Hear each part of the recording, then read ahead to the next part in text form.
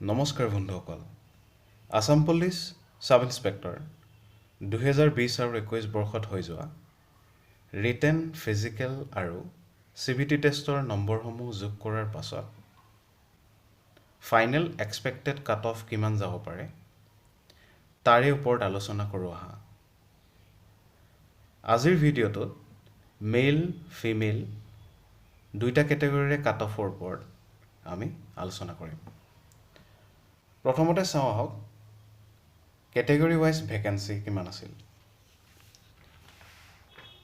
Unreserved মেইলত vacancy আছিল 291 female 125 total vacancy 416 OBC 95 male 41 female total 136 SC 10 male female 4 total 14 ST Hills male 3 female 1 total 4 ST Plains male 19 female 8 total 27 সৰ্বমুঠ mail ক্যাটেগৰীত vacancy আছিল 418 ঠিক তেনেদৰে ফিমেলত আছিল 179 total vacancy আছিল 597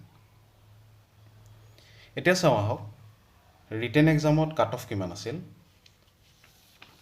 written unreserved মেইলত cut off আছিল 44.50 EWS ৰ কাট অফ আছিল 37.5 OBC cut off 40.50 SC 41 ST Hills 38 ST Plains 41.50 ঠিক তেনেদৰে ফিমেল আনৰিজাৰ্ভৰ কাট অফ আছিল 34.50 EWS cut off 27 OBC cut off আছিল 31 SC কাট অফ আছিল 29.50 ST Hills ৰ কাট অফ আছিল 31 ST Plains ৰ কাট অফ 31.50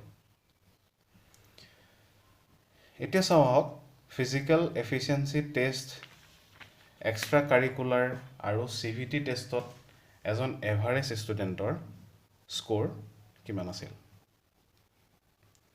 ৰানিং আৰু লং জাম্পৰ সৰ্বমুঠ স্কোৰ আছিল 40 এক্সট্ৰা কাৰিকুলাৰত আছিল 40 আৰু কম্পিউটাৰ বেস টেষ্টত মাৰ্কস আছিল 20 ৰানিংৰ টোটাল মাৰ্কস আছিল 20 জাম্পিংত আছিল 20 তো এজন এভাৰেজ ষ্টুডেণ্টৰ কিমান মাৰ্কস স্কোৰ কৰিছে তাৰে ওপৰত আমি আজিৰ কাট অফটো এনালাইসিস কৰিম এজন এভাৰেজ ষ্টুডেণ্টে ৰানিংত 12.5 আৰু লং জাম্পত 12.5 যদি স্কোৰ কৰে তো PST আৰু PET টোটাল সৰ্বমুঠ স্কোৰ হয়গে 25 এজন এভাৰেজ ষ্টুডেণ্টে ফিজিক্যাল এফিচিয়েন্সি টেষ্টত 25 মাৰ্কস স্কোৰ কৰিছে ঠিক তেনেদৰে এক্সট্ৰা কাৰিকুলাৰত যিহেতু সকলোৰে বেচেলৰ ডিগ্ৰী আছে তো 4 নম্বৰ সকলোৱে পাইছে বুলি মই ধৰি লৈছো মাষ্টাৰ্ছ সকলোৰে নাই যদিও 60 to 70% ষ্টুডেণ্টৰ যদি মাষ্টাৰ ডিগ্ৰী আছেও তেওঁলোকে পাব 6 নম্বৰ আৰু কম্পিউটাৰ 1 year সাৰ্টিফিকেটৰ মাৰ্কস 4 মাৰ্কস এক্সট্ৰা কাৰিকুলাৰত মই এভাৰেজ স্কোৰ যদি ধৰো এজন ষ্টুডেণ্টৰ এভাৰেজ বেচেলৰ আৰু কম্পিউটাৰ সাৰ্টিফিকেটখন সকলোৰে যিহেতু থাকে তো এভাৰেজ স্কোৰ মই যদি ধৰো কম্পিউটাৰ আৰু বেচেলৰ মিলাই তেন্তে হ'বগৈ 8 প্লাস মাষ্টাৰ্ছ যদি কাৰোবাৰ থাকে 6 নম্বৰ স্কোৰ হ'বগৈ 14 ঠিক তেনেদৰে CBTত বহুত ষ্টুডেণ্টে 18 19 আৰু 20 নম্বৰ ভিতৰত স্কোৰ কৰিছে মই CBTত এভাৰেজ স্কোৰ ধৰিছো 17 মাৰ্কস 17 ৰানিং আৰু জাম্পিং মিলাই 25, এক্সট্ৰা কাৰিকুলাৰ 14 আৰু CVTত নম্বৰ ধৰিছোঁ 17 মাৰ্কছ। এতিয়া আমি চাম ফিমেল আৰু মেইলৰ বেলেগ বেলেগকৈ আমি এনালাইচিছ কৰিম। মেইলৰ এনালাইচিছ প্ৰথমত কৰিছোঁ। মেইলত marks distribution, total marks, physical, written আৰু CVT মাৰ্কছ মিলাই জানিব পৰা মতে 120+ মাৰ্কছ পোৱা ষ্টুডেণ্টৰ সংখ্যা 10। 115ৰ পৰা 120 নম্বৰ 50 জনে পাইছে বুলি ধৰি লৈছোঁ। 110ৰ পৰা 115 মাৰ্কছত 50 জন আছে বুলি মই ধৰি লৈছোঁ। যিহেতু বহুত ষ্টুডেণ্টক মাৰ্কছ সুধিছিলোঁ, সেই অনুসৰি মাৰ্কছ ডিষ্ট্ৰিবিউশ্যনৰ লগতে মই যদি ষ্টুডেণ্ট কিমান সোমাই আছে সেইটো মাৰ্ক ৰেঞ্জত মই যদি এনালাইজ কৰোঁ, তেন্তে জানিব পৰা মতে 105ৰ পৰা 110ৰ ভিতৰত বহুত ষ্টুডেণ্টৰ মাৰ্কছ সোমাই আছে। যিহেতু 110ৰ ওপৰত কম্পিটিশ্যনটো বেলেগ বুলি মই ধৰি লৈছোঁ, 110ৰ ওপৰত মই টোটেল ৰাখিছোঁ 50, 50, 110, 110 জন ৰাখিছোঁ। 109ৰ পৰা 110ৰ ভিতৰত মই ৰাখিছোঁ 60 জন। যিহেতু 109ৰ পৰা 110ৰ ভিতৰত মাৰ্কছ স্ক'ৰ কৰা মানুহ 60 জন ধৰিছোঁ, এক্সপেক্টেড মাৰ্কছ স্ক'ৰ হ'ব পাৰে 109.01ৰ পৰা 109.99।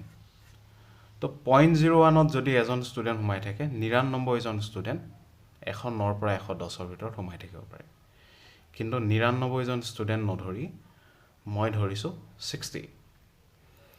108ৰ পৰা 109ত মই ধৰিছোঁ 70জন সোমাই আছে। ইয়াতো 108.01ৰ পৰা 108.99জন ষ্টুডেণ্ট ইয়াতো সোমাব পাৰে, কিন্তু মই ধৰিছোঁ 70জন সোমাই আছে। ঠিক তেনেদৰে 107ৰ পৰা 108ৰ ভিতৰত 107.01ৰ পৰা 107.99 চাব গ'লে 80জন মই ধৰিছোঁ। 106.01ৰ পৰা 106.99ৰ ভিতৰত ঠিক তেনেদৰে মই 80জন ধৰিছোঁ। 105.01ৰ পৰা 105.99ৰ ভিতৰত মই 80জন ধৰিছোঁ। সৰ্বমুঠ আনৰিজাৰ্ভৰ ভেকেঞ্চি মেইল আছিল 291। 291ৰ ভিতৰত এই 291 পষ্টৰ ভিতৰত মেইলৰ 291 পষ্টৰ ভিতৰত 10% পোষ্ট, 107টা পোষ্টৰ 10% মই যদি লওঁ হয়গৈ 11টা পোষ্ট। এই 11টা পোষ্ট 291ৰ পৰা মই যদি 11টা পোষ্ট মাইনাছ কৰোঁ, তেন্তে আনৰিজাৰ্ভত টোটেল পোষ্ট থাকিব 280।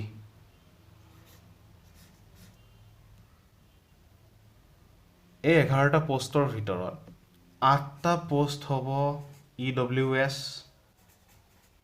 মেইল আৰু 3টা পোষ্ট যাব EWS ফিমেল। তো বন্ধুসকল, EWSৰ টোটেল পোষ্ট হ'ব 11টা, তাৰে 8টা হ'ব মেইলৰ আৰু 3টা পোষ্ট হ'ব ফিমেইলৰ। আনৰিজাৰ্ভৰ টোটেল পোষ্ট থাকিব জেনেৰেল 280 পোষ্ট থাকিব। তাৰে মই যদি চাওঁ 10, 50, 60, 110, 110, 60, 170, 170 + 70, 240, 240 + 80 কৰিলে 320টা হয়। 240ৰ পৰা মই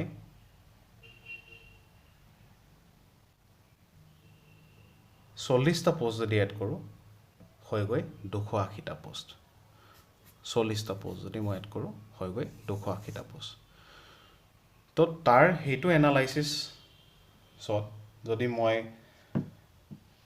এক্সপেক্টেড কাট অফ মই যদি প্ৰেডিক্ট কৰোঁ, তো এক্সপেক্টেড কাট অফ মেইলৰ হৈ গৈ 107.5 আনৰিজাৰ্ভড, OBC হ'ব 105, SC 106.5, STP 106, ST Hills 105.5, EWSৰ সকলোতকৈ কম হ'ব বুলি মই আশা কৰোঁ 104। বহুতৰ প্ৰশ্ন উত্থাপন হ'ব পাৰে যে STP আৰু ST Hills আৰু SC কাট অফ OBCতকৈ কিয় বেছি হৈছে।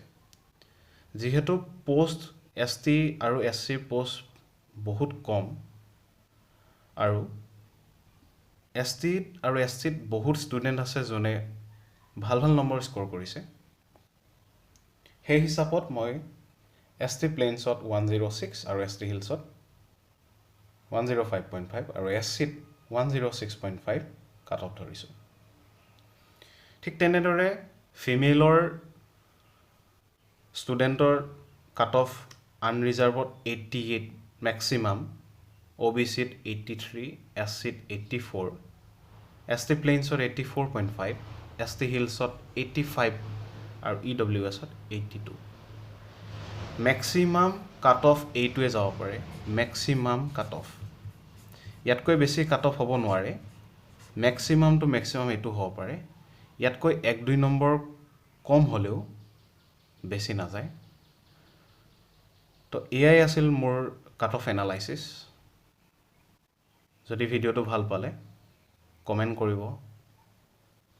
আপোনালোকৰ যদি কিবা ভেলিড পইণ্টছ আছে কমেণ্ট কৰি জনাব পাৰে কমেণ্ট ছেকশ্যনত।